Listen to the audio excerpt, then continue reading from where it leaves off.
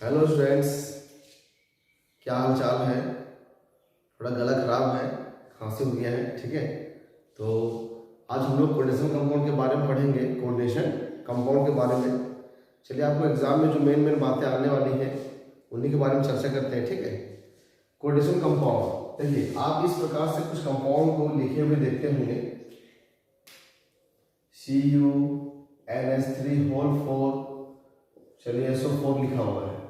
जब इसको हम लोग आयन में तोड़ेंगे तो टूट जाएगा CuNH3 SO4 2 माइनस और यहाँ आएगा 2 प्लस। देखिए ये हमारा सिंपल आयन है। क्या है बच्चों? ये सिंपल आयन, और इसको बोलते हैं कॉम्प्लेक्स, आयन।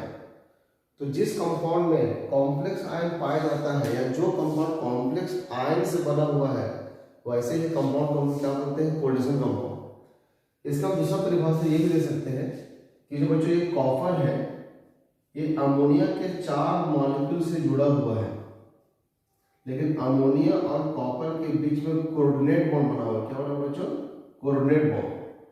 तो वैसा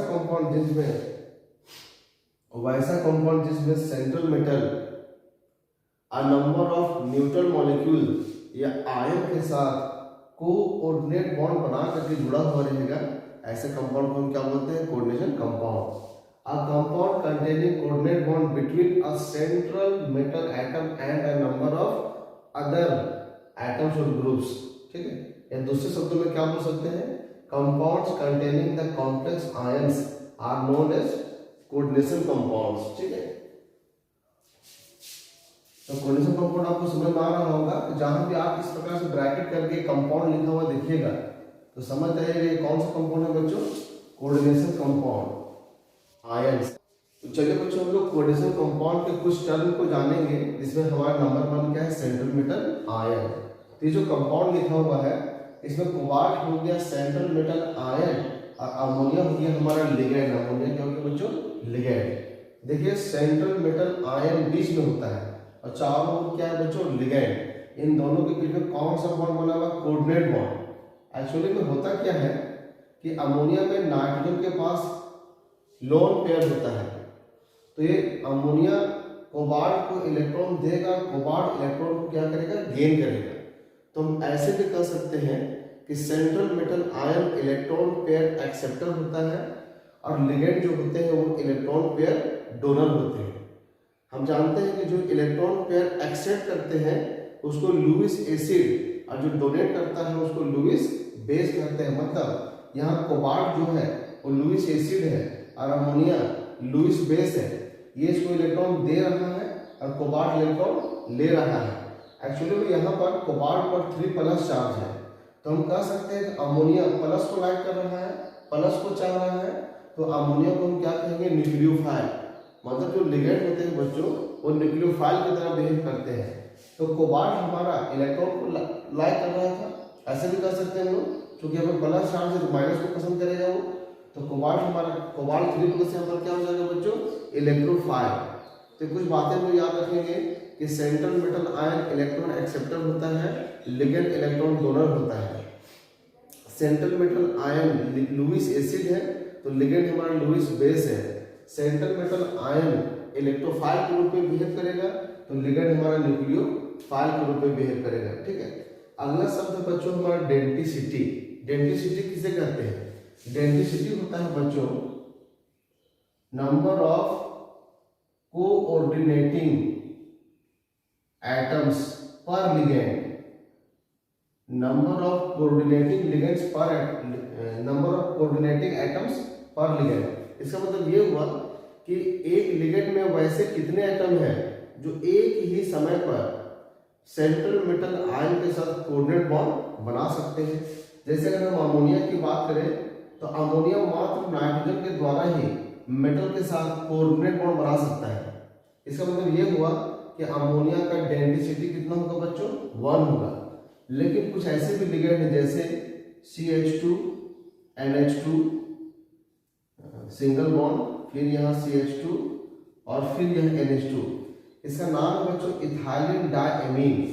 यह एक ऐसा लिगेंड है जो एक साथ मेटल के साथ दो एटम से कोऑर्डिनेट बॉन्ड बना सकता है, मतलब इसके पास कोऑर्डिनेट बॉन्ड बनाने वाले एटमों की संख्या कितना है, 2। एक ही समय पर ये इन दोनों से बॉन्ड बनाएगा तो इसका डेंसिटी कितना हो गया, इस लिगेंड का डेंसिटी 2 होगा। तो डेंसिटी समझ में आ रहा है आप लोगों को, एक लिगेंड में उपस्थित कोऑर्डिनेट बॉन्ड बनाने वाले एटमों की संख्या। ठीक है, अगला हमारा शब्द है बच्चों type of ligand. Type of ligand, तो डेंसिटी के आधार पर लिगेंड को हम लोग डेंसिटी के आधार पर, मतलब कितने एटम से वो बॉन्ड बना सकता है, इसके आधार पर हम लोग लिगेंड को मोनोडेंटेड, बाइडेंटेड, ट्राइडेंटेड, टेट्राडेंटेड, पेंटाडेंटेड और हेक्साडेंटेड में क्लासिफाई कर सकते हैं। मोनोडेंटेड का एक स्पेशल केस होता है एम्बीडेंटेड लिगेंड। एम्बीडेंटेड लिगेंड भी हमारा मोनोडेंटेड ही है, इसमें कुछ खास बात होती है, क्या होती है आगे बताएंगे। तो चलिए हम देखते हैं मोनोडेंटेड लिगेंड किसे कहेंगे। बच्चों मान लीजिए कि हमारा मेटल आयन है और ये अमोनिया है, तो सिर्फ एक एटम से बॉन्ड बनाएगा। मान लीजिए Cl माइनस है तो सिर्फ Cl से बॉन्ड बनाएगा, Cl माइनस है तो सिर्फ कार्बन से बॉन्ड बनाएगा। तो वैसा लिगेंड जिसके पास इलेक्ट्रॉन डोनर एटमों की संख्या 1 होगा, मतलब सिर्फ वो एक ही एटम से मेटल के साथ कोऑर्डिनेट बॉन्ड बना सकता है, उसको हम क्या कहेंगे बच्चों, मोनोडेंटेड लिगेंड। और बाइडेंटेड में क्या होगा, जैसे देखिए C double bond O, O minus और फिर यहाँ C double bond O minus, ये दो स्थान से मेटल से बॉन्ड बना सकता है, एक यहाँ से भी और यहाँ से भी। तो देखिए बच्चों लिगेंड हमारा एक है, लेकिन इलेक्ट्रॉन डोनर एटमों की संख्या कितना है, 2, और एक ही समय में दोनों ही जगह से बॉन्ड बनाएगा। तो ऐसे लिगेंड को क्या बोलते हैं, बाइडेंटेड। तो बाइडेंटेड में सिर्फ आपको 2 एग्जांपल जानना है। एक तो ये, इसका नाम है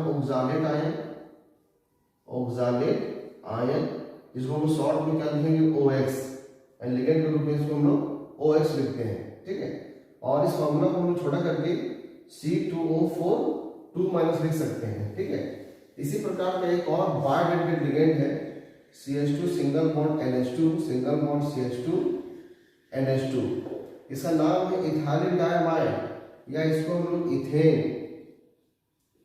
1 को डायमीन भी लिखते हैं। इसका आइपन नेम ओल्ड नेम क्या है, इथाइलिन डायमीन। इसको हम लोग EN से इंडिकेट करते हैं। EN लिखा हुआ समझिए वो इसके बारे में बात कर रहा है, OX लिखा हुआ समझिए वो इसके बारे में बात कर रहा है। ठीक है, ये दो हमारे फेमस बाइडेंटेड लिगेंड है बच्चों, इसको जरूर आप याद रखिएगा।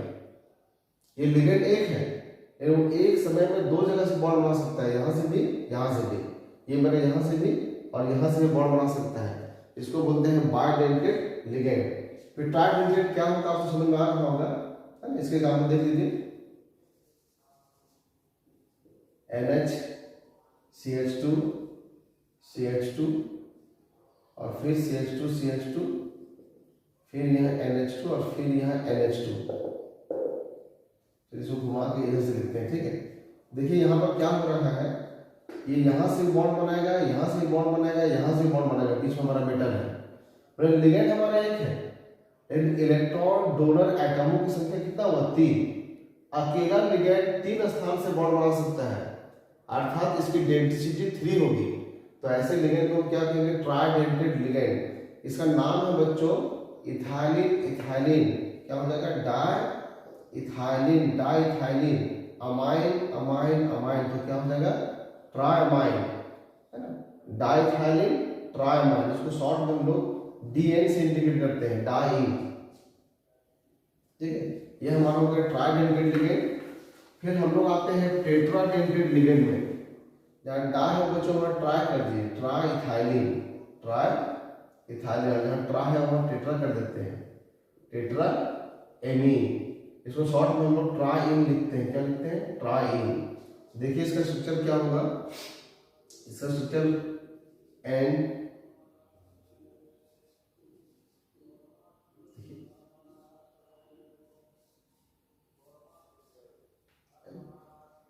NH2, यहाँ NH कर दीजिए, NH यहाँ लोन पेयर है, NH2 यहाँ भी लोन पेयर है, यहाँ भी लोन पेयर। बाकी बच्चों यहाँ CH2 है, CH2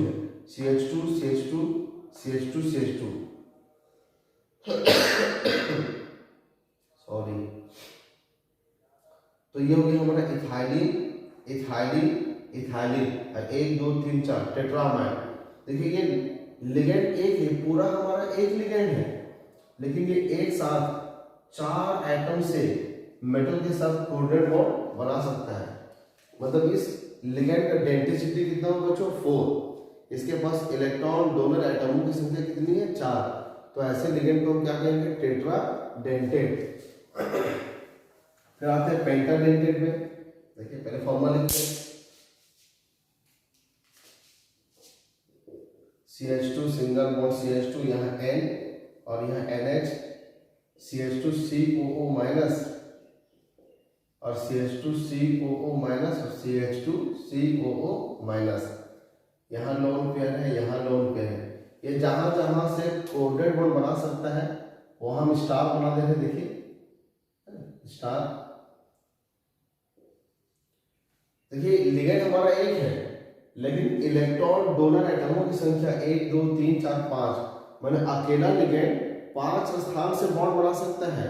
इसका डेंसिटी 5 हुआ, इसलिए इसको हम कहेंगे पेंटाडेंटेट लिगेंड। देखिए इसका नाम क्या होगा, ये इथाइलिन है, इथाइलिन इथाइलिन, अमाइन अमाइन 2 भाग है तो डायमाइन, और इसको बोलते हैं एसीटेट, है ना, तो ट्राई एसीटेट, ट्राई एसीटेट। और लास्ट में आयन लिखेंगे बच्चों, चूंकि यहाँ नेगेटिव रूप में दिखाई दे रहा है, तो इसका नाम है इथाइलिन डायमाइन ट्राई एसीटेट। ये कैसा लिगेंड हुआ, पेंटाडेंटेट पेंटाडेंटेट। अब आते हैं बच्चों हम लोग हेक्साडेंटेट में। देखिए आपको एक एक एग्जांपल लिखा रहे हैं, तो कम से कम आप एक एग्जांपल जरूर याद रखिएगा। लेकिन अगर ट्राइडेंटेट, टेट्राडेंटेट, पेंटाडेंटेट नहीं भी याद कीजिएगा तो दिक्कत नहीं है आपको, लेकिन मोनोडेंटेट और बायडेंटेट लिगेंड और हेक्साडेंटेट जो भी लिखाने जा रहे हैं, हेक्साडेंटेट, इसको आप जरूर से याद रखेंगे। देखिए हेक्साडेंटेट में क्या होगा, इसको हटा करके हम क्या करते हैं बच्चों, CH2 COO माइनस और CH2 COO माइनस। तो अब क्या करेगा, ये यहां से भी बनाएगा कोऑर्डिनेट बॉन्ड और यहां से भी बनाएगा। देखिए 1 2 3 4 5 6, लिगेंड एक है, लेकिन कोऑर्डिनेट बॉन्ड बनाने वाले आइटमों की संख्या 6 है। मतलब इसका डेंसिटी 6 हुआ, तो इसको हम कहेंगे हेक्साडेंटेट लिगेंड। इसका नाम क्या होगा बच्चों, इथाइलिन डायमाइन, और 1 2 3 4 क्या करते हैं, टेट्रा एसीटेट, टेट्रा एसीटेट। इसी को शॉर्ट में हम लोग EDTA लिखते हैं, ethylene diamine tetra acetate, EDTA। ध्यान रखिएगा EDTA पे कितना चार्ज है, 4 माइनस, यहाँ 4 माइनस चार्ज है। चार्ज का हम लोगों को आगे आवश्यकता पड़ेगा। सेंट्रल मेटल आयन का ऑक्सीडेशन नंबर क्या होगा, इसको निकालने के लिए जो लिगेंड होते हैं बच्चों, उनका चार्ज क्या है ना, 1 माइनस है कि 2 माइनस है कि न्यूट्रल है, यह आपको जानना पड़ेगा। ठीक है, तो EDTA पे कितना माइनस है, 4 माइनस, इस बात को आप ध्यान में रखिएगा। और EDTA कैसा लिगेंड हुआ, हेक्साडेंटेट लिगेंड। तो उम्मीद है आप लिगेंड के प्रकार समझ गए होंगे, जो सिर्फ और सिर्फ एक ही जगह से बॉन्ड बनाएगा। मोनोडेंटेट, एक लिगेंड अगर 2 जगह से बॉन्ड बना रहा है कोऑर्डिनेट बॉन्ड, तो बायडेंटेट 3 स्थान से बॉन्ड बनाएगा, ट्राइडेंटेट 4 स्थान से बॉन्ड बनाएगा, टेट्राडेंटेट 5 स्थान से बॉन्ड बनाएगा, पेंटाडेंटेट और 6 स्थान से बॉन्ड बनाएगा, तो हेक्साडेंटेट।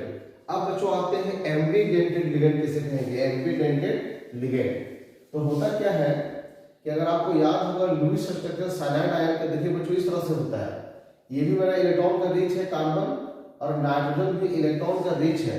और मान लीजिए हमारे पास ये मेटल आयन है, मेटल आयन, तो होगा क्या कि साइनाइड आयन हमारा मोनोडेंटेट लिगेंड है। वो एक बार में एक ही एटम से बॉन्ड बनाएगा, लेकिन वो कार्बन से भी बॉन्ड बना सकता है या वो नाइट्रोजन से भी बॉन्ड बना सकता है। अगर वो कार्बन की ओर से बॉन्ड बनाएगा इसको हम बोलते हैं साइनाइड, और N की ओर से बॉन्ड बनाएगा इसको हम बोलते हैं आइसोसाइनाइड। देखिए लिगेंड एक है, डोनर एटम इसके पास एक से अधिक है, डोनर एटम एक से अधिक है, लेकिन एक बार में वो एक ही डोनर एटम से बॉन्ड बनाएगा, चाहे कार्बन से बॉन्ड बनाएगा चाहे फिर नाइट्रोजन से बॉन्ड बनाएगा। तो इस प्रकार के लिगेंड को हम क्या कहेंगे, ambidentate ligand. There are some ligands which have 2 or more electron donor atoms but form coordinate bond through one atom at a time, एक समय में वो एक ही एटम से कोऑर्डिनेट बॉन्ड बनाता है, तो ऐसे लिगेंड को हम क्या कहते हैं, एम्बीडेंटेड लिगेंड। उसी प्रकार से बच्चों हमारा NO2 माइनस है, ये नाइट्रोजन भी इलेक्ट्रॉन रीच होता है और ऑक्सीजन भी इलेक्ट्रॉन रीच होता है, तब ये ऑक्सीजन की ओर से भी मेटल से बॉन्ड बना सकता है और नाइट्रोजन की ओर से भी मेटल से बॉन्ड बना सकता है। अगर ऑक्सीजन की ओर से बॉन्ड बनाएगा बच्चों तो इसका नाम होता है लिगेंड के रूप में नाइट्राइटो O। वैसे इस आयन को बोलते हैं नाइट्राइट आयन। क्या बोलते हैं इसको, नाइट्राइट आयन। ये से यूजुअल नहीं हो, लेकिन अगर लिगेंड के रूप में अगर ये मौजूद है, लिगेंड के रूप में नाम चेंज करता है। लिगेंड के रूप में नेगेटिव आयन का क्या नाम होता है आगे चर्चा करेंगे, है ना। अगर ये मेरा लिगेंड के रूप में है और अगर ये O के एटम से मेटल से कोऑर्डिनेट बॉन्ड बना रहा है, इसका नाम होगा नाइट्राइटो O। और यही अगर N की ओर से बॉन्ड बनाएगा तो इसका नाम होगा नाइट्राइटो N। ठीक है। तो एक हमारा एम्बीडेंट लिगेंड कौन हुआ बच्चों, साइनाइड आयन, ये हमारा एम्बीडेंट लिगेंड है। एक कौन हुआ बच्चों, नाइट्राइट आयन, और एक और है SCN माइनस आयन, इसको बोलते हैं थायोसाइनेट आयन। अब ये सल्फर की ओर से बॉन्ड बना सकता है मेटल से, या तो नाइट्रोजन की ओर से बॉन्ड बना सकता है मेटल से। अगर सल्फर की ओर से बॉन्ड बनाएगा तो थायोसाइनेटो बोलते हैं, और नाइट्रोजन की ओर से बॉन्ड बनाएगा आइसोथायोसाइनेटो बोलते हैं। तो तीन हमारे फेमस एम्बीडेंट लिगेंड जो जरूर याद रखिएगा, ठीक है। एम्बीडेंट लिगेंड से क्या समझे आप लोग, कि वैसा लिगेंड जिसके पास डोनर एटमों की संख्या एक से अधिक होगा, लेकिन एक वक्त पर वो एक ही एटम से कोऑर्डिनेट बॉन्ड बनाएगा, वैसे लिगेंड को बोलते हैं एम्बीडेंटेड लिगेंड। जो कि तीन हमारे फेमस है, CN cyanide ion, nitrite ion और थायोसाइनेट आयन। ठीक है बच्चों। तो यहाँ पर हमारा एम्बीडेंट लिगेंड भी हो गया। ये नोट में सब आपको लिखे हुए होंगे, इसलिए हम लिखवा ले रहे देखने से, अब वहां से पढ़ लीजिएगा, ठीक है। चलिए कुछ और शब्दों के बारे में जानते हैं कोऑर्डिनेशन कंपाउंड के। देखिए अगला हमारा टर्म है बच्चों कोऑर्डिनेशन एंटिटी। तो मान लीजिए कि हमारे कॉम्प्लेक्स कंपाउंड है CONH3 है ना, और यहाँ लिखा हुआ है Cl3। तो बच्चों ये जो कोबाल्ट है ये हमारा सेंट्रल मेटल आयन है, और ये हमारा क्या है, लिगेंड। तो सेंट्रल मेटल आयन और लिगेंड इन दोनों को मिलाकर हम लोग क्या बोलते हैं, कोऑर्डिनेशन एंटिटी। मतलब कोऑर्डिनेशन एंटिटी दो चीजों को इन्वॉल्व करता है, एक सेंट्रल मेटल आयन और दूसरा क्या है, लिगेंड। सेंट्रल मेटल आयन और उससे डायरेक्टली जो लिगेंड जुड़े हुए हैं, इनको मिला के हम लोग क्या बोलते हैं, कोऑर्डिनेशन एंटिटी। अब कोऑर्डिनेशन स्फीयर किसे कहते हैं, कोऑर्डिनेशन एंटिटी को हम लोग स्क्वायर ब्रैकेट में करके लिखते हैं, तो इसे कहा जाता है कोऑर्डिनेशन स्फीयर। फिर से क्या बोल रहे हैं, कोऑर्डिनेशन एंटिटी को स्क्वायर ब्रैकेट में करके लिखा जाता है, इसको बोलते हैं कोऑर्डिनेशन स्फीयर। अब आपके मन में सवाल उठ रहा होगा कि सर कोऑर्डिनेशन एंटिटी और स्फीयर में क्या डिफरेंस है, दोनों तो सेम चीज है। डिफरेंस है बच्चों, क्या डिफरेंस है, जरा ध्यान सुनिएगा। कोऑर्डिनेशन एंटिटी सिर्फ और सिर्फ सेंट्रल मेटल आयन और लिगेंड जो उसे सीधे सीधे जुड़े हुए होते हैं उनको इन्वॉल्व करता है, लेकिन कोऑर्डिनेशन स्फीयर चार्ज को भी इन्वॉल्व करता है। जैसे देख लीजिए, मान लीजिए थोड़ी देर के लिए हम यहाँ से Cl3 को हटा देते हैं, ये 3Cl माइनस के रूप में बाहर चला गया बच्चों, यहाँ पे वो 3 प्लस चार्ज छोड़ करके जाएगा। तो कोऑर्डिनेशन एंटिटी में सिर्फ सेंट्रल मेटल आयन और लिगेंड इन्वॉल्व है, लेकिन कोऑर्डिनेशन स्फीयर में ये दोनों इन्वॉल्व है, और इस पर जो चार्ज है ये भी इन्वॉल्व होता है कोऑर्डिनेशन स्फीयर में। तो कोऑर्डिनेशन स्फीयर उस कॉम्प्लेक्स आयन पर जो चार्ज होता है उसको भी अपने आप में शामिल करता है, ठीक है। तो क्या डिफरेंस है, समझ में आ रहा होगा कि कोऑर्डिनेशन एंटिटी सिर्फ मेटल और लिगेंड, लेकिन कोऑर्डिनेशन स्फीयर में मेटल, लिगेंड प्लस चार्ज ये तीनों इंक्लूड होते हैं, ठीक है। अगला हमारा नंबर है बच्चों कोऑर्डिनेशन नंबर, इसको आप इंपॉर्टेंट कीजिए। इसका आप डेफिनेशन भी याद करके जा सकते हो, लेकिन डेफिनेशन पूछने का चांस बहुत कम होता है। आपको एक कॉम्प्लेक्स कंपाउंड लिखा हुआ रहेगा और इसका कोऑर्डिनेशन नंबर निकालने के लिए बोलेगा, ठीक है। तो कोऑर्डिनेशन नंबर हम किसे कहेंगे? कोऑर्डिनेशन नंबर है ना, number of coordinate bond formed by central metal ion, है ना। सेंट्रल मेटल आयन के द्वारा बनाए गए कोऑर्डिनेट बॉन्ड की संख्या को हम क्या कहेंगे? Coordination number. या आप ऐसे भी बोल सकते हो नंबर ऑफ लिगेंड्स। यहां बहुत बच्चे कंफ्यूज होते हैं। Number of ligands is called coordination number. Number of ligands नहीं, number of atoms of ligands which form coordinate bond with the central metal ion। मैंने लिगेंड के एटमों की संख्या जो सेंट्रल मेटल आयन के साथ कोऑर्डिनेट बॉन्ड बना रहा है उसको कहा जाता है कोऑर्डिनेशन नंबर। बहुत बच्चे समझ लेते हैं कि लिगेंड की जो संख्या होगी वही हमारा कोऑर्डिनेशन नंबर होता है। हाँ, ये भी बात सही है, लेकिन एक स्पेशल केस में। वो केस क्या है बच्चों? अगर सारे के सारे लिगेंड मोनोडेंटेड होंगे, क्या बोल रहे हैं?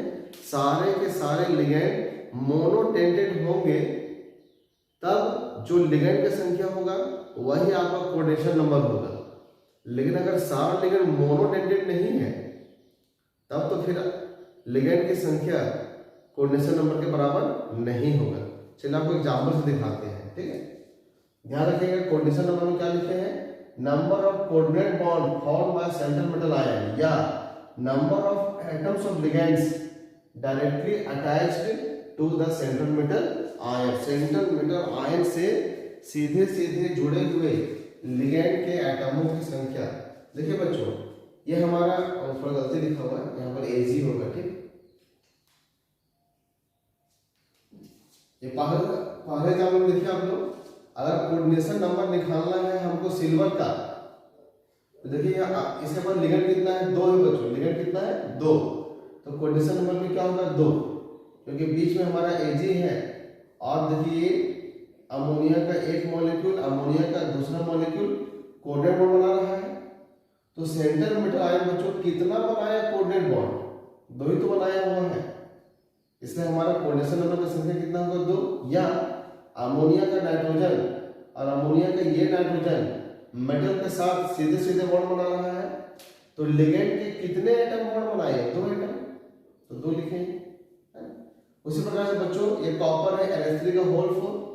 यहाँ अमोनिया हमारा मोनोडेंटेड लिगेंड है, इसका संख्या 4 है, तो कोऑर्डिनेशन नंबर भी यहाँ कितना आएगा? कोऑर्डिनेशन नंबर ऑफ कॉपर भी यहाँ पर 4 आएगा, ठीक है। इस एग्जाम्पल में आ जाइए, फिर यहाँ अमोनिया है, ये मोनोडेंटेड लिगेंड है, इसका संख्या 6 है, तो कोऑर्डिनेशन नंबर ऑफ कोबाल्ट यहाँ क्या आएगा बच्चों? 6 आएगा, ठीक है। फिर यहाँ देखिए, यहाँ 2 अलग अलग प्रकार के लिगेंड है, क्लोराइड आयन भी है, अमोनिया भी है। क्लोराइड भी हमारा मोनोडेंटेड लिगेंड है और अमोनिया भी हमारा मोनोडेंटेड लिगेंड है। देखिए ये अमोनिया और ये ammonia Cl minus Cl minus Cl minus, तो ये एक ही जगह से बॉन्ड बना सकता है। अमोनिया भी एक ही जगह से बॉन्ड बनाता है। तो यहाँ पर 3 और 3 6 लिगेंड है, तो कोऑर्डिनेशन नंबर भी कितना होगा? कोऑर्डिनेशन नंबर भी 6 हुआ। या आप देख सकते हो कि जो मेटल है वो 1 2 3 4 5 6 कोऑर्डिनेट बॉन्ड बना रहा है, तो कोऑर्डिनेशन नंबर 6 हुआ। या आप ऐसे देख सकते हो कि 1 एटम 2 एटम 3 4 5 6 लिगेंड के 6 एटम मेटल के साथ बॉन्ड बना रहे हैं, तो कोऑर्डिनेशन नंबर 6 हुआ, ठीक है। तो जितना हमारा लिगेंड है उतना ही हमारा कोऑर्डिनेशन नंबर आ रहा है। लेकिन यहाँ आप देखिए, है ना, यहाँ लिगेंड के संख्या कितने हैं बच्चों? 3। तो अब अगर आप कोऑर्डिनेशन नंबर आयरन का 3 लिखोगे तो रॉन्ग हो जाएगा, है ना। यहाँ पर आयरन का कोऑर्डिनेशन नंबर 3 नहीं है बच्चों, 6 है। 6 ये कैसे हुआ सर? तो देखिए इसको फर्स्ट में मिटा ही देते हैं। ये आयरन है 1 2 3 4 5 6 बॉन्ड, और ये हमारा C2O4 3 माइनस है, ये ऑक्सैलेट आयन है। O यहाँ कार्बन, देखिए ऑक्सैलेट आयन 1 हुआ, O carbon double bond O और O carbon carbon single bond double bond O double bond O। देखिए C2O4 है ना, C2 और O4 ये कितना दिया हुआ है? 3 दिया हुआ है। देखिए 3 वाले लिखे हुए हैं, 1 2 3। तो लिगेंड तो बच्चों हमारे पास 3 ही है। ये हुआ हमारा एक लिगेंड, ये हुआ हमारा दूसरा लिगेंड और ये हुआ हमारा तीसरा लिगेंड। देखिए नंबर ऑफ लिगेंड 3 है, नंबर ऑफ लिगेंड 3 है, लेकिन number of atoms of ligands which are directly attached to the central metal ion, लेकिन इसके कितने एटम सेंट्रल मेटल आयन से सीधे सीधे बॉन्ड बना रहे हैं? 1 एटम, 2 एटम, 3 4 5 6। ये 6 एटम बॉन्ड बना रहे हैं। इसलिए कोऑर्डिनेशन नंबर 3 नहीं है बल्कि 6 होगा, क्योंकि C2O4 हमारा मोनोडेंटेड लिगेंड नहीं है, ये बायडेंटेड लिगेंड है, डायडेंटेड लिगेंड है। एक लिगेंड 2 एटम से बॉन्ड बना रहा है, तो 3 एटम 6 जगह से बॉन्ड बनाएगा, 3 लिगेंड 6 एटम से बॉन्ड बनाएगा, जैसे आपको डायग्राम में दिख रहा है। या आप फिर इस प्रकार से डिवीजन बनाने के बाद कोऑर्डिनेट बॉन्ड भी लीजिए, 1 2 3 4 5 6। तो कोऑर्डिनेट बॉन्ड की संख्या जो कि हमारा सेंट्रल मेटल आयन बनाएगा उसको बोलते हैं कोऑर्डिनेशन नंबर। समझ पा रहे हैं ना? वीडियो को फिर से रिवाइंड करके देख लीजिएगा। साफ साफ बोला जा रहा है लिगेंड की संख्या नहीं, लिगेंड के एटम की संख्या जो सेंट्रल मेटल आयन से सीधे सीधे बॉन्ड बनाएगा उसको कहा जाता है कोऑर्डिनेशन नंबर। ठीक है, फिर आप इसको बता सकते हैं। देखिए COEN का होल 3, यहाँ लिगेंड 3 है, लेकिन यहाँ पे कोऑर्डिनेशन नंबर हमारा 3 नहीं होगा बल्कि 6 होगा, क्योंकि EN जो है बच्चों ये मोनोडेंटेड नहीं है, इसका पूरा नाम होता है इथाइलिन डायमाइड। ये बायडेंटेड लिगेंड है, ये भी एक अकेला लिगेंड 2 जगह से बॉन्ड बनाएगा। चलिए इसका स्ट्रक्चर भी यही बना देते हैं हम लोग। ये नाइट्रोजन नाइट्रोजन, यहाँ H2 यहाँ H2 और यहाँ पर रहेगा CH2, यहाँ रहेगा CH2। देखिए EN का एक मॉलिक्यूल हुआ, ऐसे ऐसे 3 मॉलिक्यूल रहेगा। यहाँ पर आ जाएगा हमारा NH2 NH2, इसको हटा करके यहाँ पर कर देते हैं CH2। देखिए EN का 2 मॉलिक्यूल हो गया, फिर यहाँ N, फिर यहाँ N, यहाँ H2, यहाँ H2, इसको हटा करके यहाँ पर हम लोग CH2 कर देते। देखिए 1 2 3 लिगेंड, लेकिन कितना एटम बॉन्ड बनाया? 6 एटम, 2 नाइट्रोजन, फिर यहाँ 2 नाइट्रोजन, फिर यहाँ 2 नाइट्रोजन, 6 एटम बॉन्ड बना रहा है। ठीक है, बीच में हमारे यहाँ कोबाल्ट है, कोबाल्ट में कोबाल्ट। इसलिए कोऑर्डिनेशन नंबर 3 नहीं बल्कि क्या होगा? 6। अगर लिगेंड हमारा मोनोडेंटेड है तो जितना होगा लिगेंड की संख्या उतना ही होगा कोऑर्डिनेशन नंबर। लेकिन अगर लिगेंड आपका बायडेंटेड हो तब तो फिर आपको ध्यान देना पड़ेगा। यहाँ देखिए बच्चों, ये आयरन है, EDTA है। बताइए EDTA के यहाँ कितना लिगेंड है? देखिए एक लिगेंड है, मान लीजिए एक लिगेंड है, कोऑर्डिनेशन नंबर क्या होगा? क्या 1 होगा? अब बताइए EDTA किस प्रकार का लिगेंड है? ये हेक्साडेंटेड है, EDTA हेक्साडेंटेड है, एक लिगेंड 6 जगह से अकेले बॉन्ड बनाएगा, तो इसका भी कोऑर्डिनेशन नंबर क्या हो जाएगा? इसका भी कोऑर्डिनेशन नंबर क्या हो जाएगा? 6। ठीक है, उम्मीद है आप लोग समझ रहे होंगे कोऑर्डिनेशन नंबर। ठीक है, कुछ परेशानी होगा तो व्हाट्सएप से पूछ लीजिएगा फोन करके। ठीक है, तो आगे चलते हैं हम लोग काउंटर आयन। क्या पढ़ेंगे बच्चों हम लोग? Counter ion. चलिए काउंटर आयन बताने से पहले आप लोग इसका निकालिए coordination number, CO Cl2 En2। चलिए कोऑर्डिनेशन नंबर ऑफ कोबाल्ट आप लोग बताइए कितना होगा जल्दी। Coordination number of cobalt. ठीक है, चलिए उम्मीद आप लोग बता दिए होंगे। देखिए ये मेरा Cl2 है, ये हमारा मोनोडेंटेड लिगेंड है, तो ये 2 जगह से कोऑर्डिनेट बॉन्ड बनाएगा, और ये हमारा बायडेंटेड है, एक लिगेंड 2 जगह से बॉन्ड बनाएगा, 2 लिगेंड 4 जगह से बॉन्ड बनाएगा, 4 और 2 कोऑर्डिनेशन नंबर कितना होगा? 6। जगह जगह सही हुआ तो अपना पीठ को ऐसे दबा लीजिए। चलिए काउंटर आयन किसे कहते हैं बच्चों? CuNH3 का होल 4 और ये लिखा हुआ है SO4 है ना। ये जो स्क्वायर ब्रैकेट के बाहर में जो आयन लिखा रहता है बच्चों, इसे बोलते हैं हम लोग काउंटर आयन। क्या बोलते हैं? Counter ion. अगर ये नहीं रहता तो यहाँ पर रहता बच्चों 2+। तो इस चार्ज को काउंटर करने के लिए, इस चार्ज को बैलेंस करने के लिए जो आयन हम यूज करते हैं उसे ही कहा जाता है काउंटर आयन। देखिए ये चार्ज बैलेंस कर दिया, कभी ऐसे लिखा रहेगा FeCN का होल 6 से, और यहाँ पर चलिए 4 माइनस है बच्चों, तो यहाँ लिखा पड़ेगा आपको K4। इस नेगेटिव को बैलेंस करने के लिए हम क्या लाए? पोटासियम को लाए। इस पर 1 प्लस होता है, 4 लाए तो 4 प्लस 4 माइनस। तो स्क्वायर ब्रैकेट कोऑर्डिनेशन स्फीयर के बाहर में जो आयन लिखा रहता है उसे क्या बोलते हैं हम लोग? Counter ion.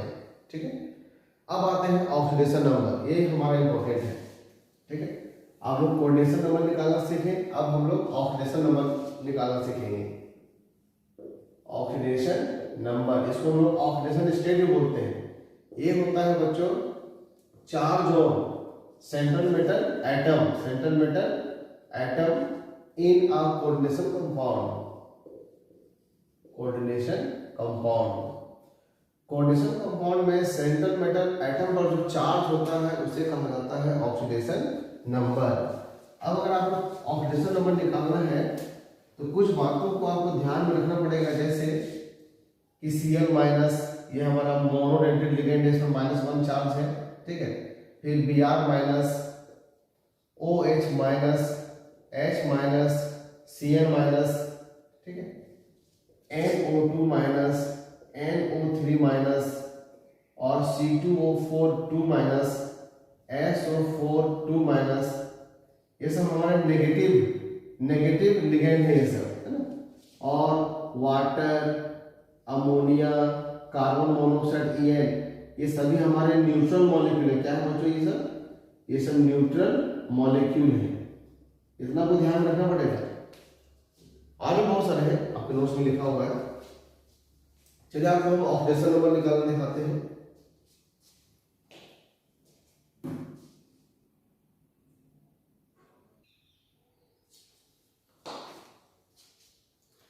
चलिए देखिए, यहाँ कुछ कंपाउंड है, इसमें हम लोग सेंट्रल मेटल एटम का ऑक्सीडेशन नंबर निकाल लेंगे। ठीक है बच्चों, बहुत सिंपल है। जैसे देखिए कोबाल्ट है, तो आपको ये लिखना है oxidation number of cobalt, plus ammonia है oxidation number of ammonia. Ammonia की संख्या 6 है बच्चों, यहाँ 6 किए, फिर plus oxidation number of Cl, और ये 3 है, और बराबर 0 करना है। 0 कब करना है?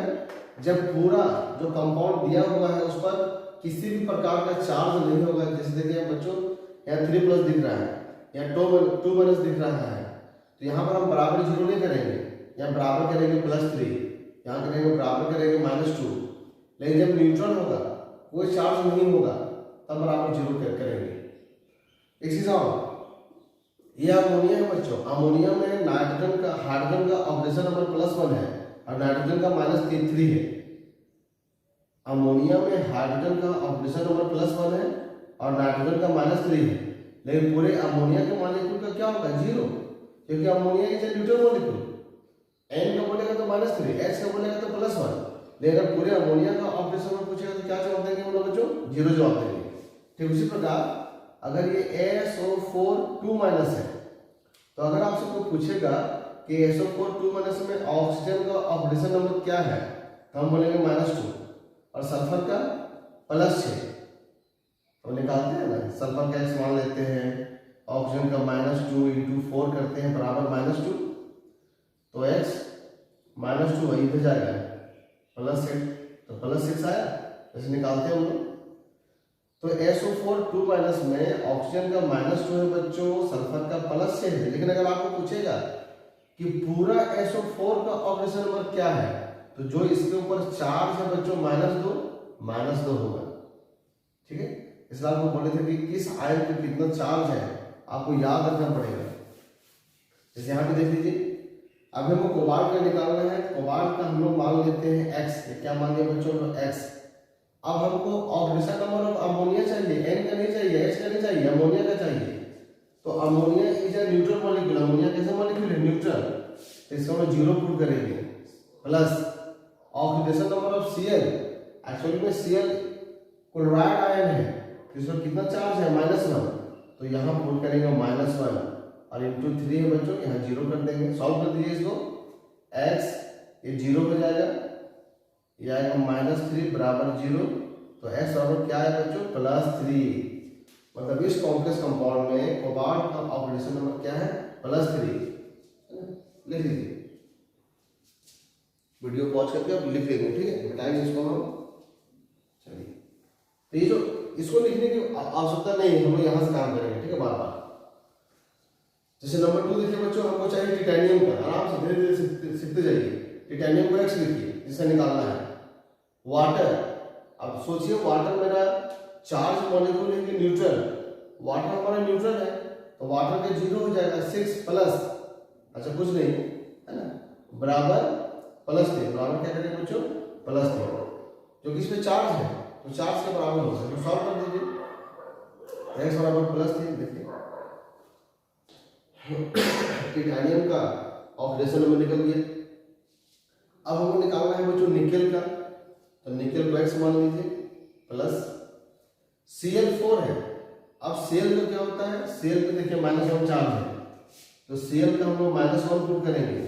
अब इसकी संख्या 4 है, 4 से मल्टीप्लाई कर दीजिए, इक्वल टू, देखिए चार्ज हमारा -2 है तो -2 करें, इसको सॉल्व करें, x -4 बराबर -2, तो देखिएगा x बराबर क्या आएगा बच्चों आपका +2 आएगा, -4 इधर चला जाएगा, तो निकेल का ऑक्सीडेशन नंबर कितना निकल गया +2।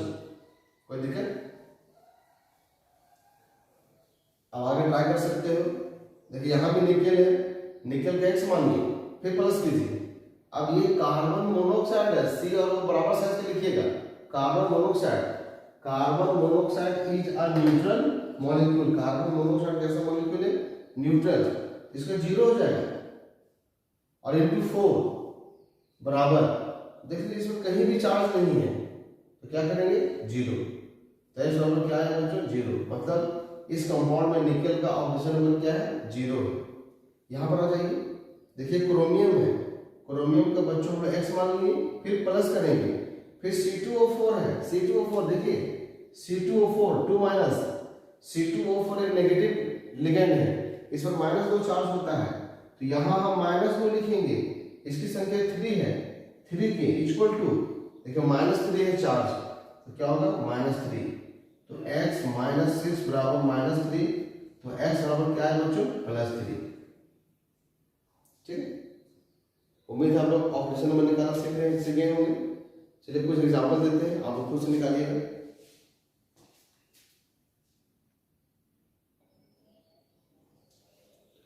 चलिए इनका ऑक्सीडेशन नंबर निकालिए आप लोग खुद से फटाफट, है ना, वीडियो पॉज कीजिए और फटाफट से निकालिएगा। प्लैटिनम का, कोबाल्ट का, आयरन का, कोबाल्ट का और फिर यहाँ कोबाल्ट है, इनका ऑक्सीडेशन नंबर वीडियो को पॉज कीजिए और खुद से निकालिए, ठीक है।